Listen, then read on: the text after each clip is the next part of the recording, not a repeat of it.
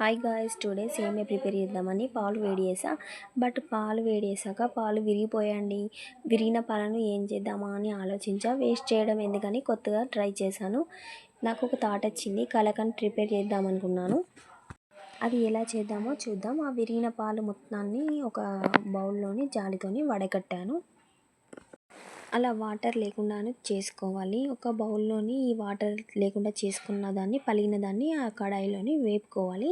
అలా వేపుకున్నాక వాటర్ ఇనికాక ఇంకో బౌల్లోని కొంచెం లైట్గా నెయ్యి వేసుకోవాలి. నెయ్యి వేసుకొని దీన్ని వేపుకోవాలి. అలా లైట్గా నెయ్యి వేసుకొని దీన్ని వేపుకోవాలి. అలా డీప్ ఫ్రై చేసుకోవాలి. అలా డీప్ ఫ్రై చేసుకున్నాక ఒక సగం కప్పు వరకు బెల్లాన్ని యాడ్ చేసాండి. అలా యాడ్ చేశాక ఆ బెల్లం మొత్తం కరిగేలాను మిక్స్ చేసుకోవాలి. మిక్స్ చేసుకొని దాన్ని గోల్డెన్ కలర్లో వస్తుందండి.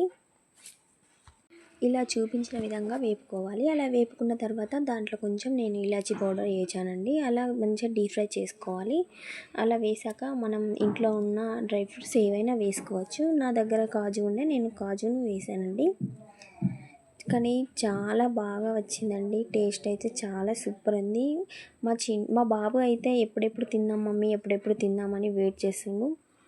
కానీ చాలా ఎక్సలెంట్ వచ్చిందండి. మీరు కూడా ఒకసారి ట్రై చేయండి గాయ్స్, చాలా బాగుందండి.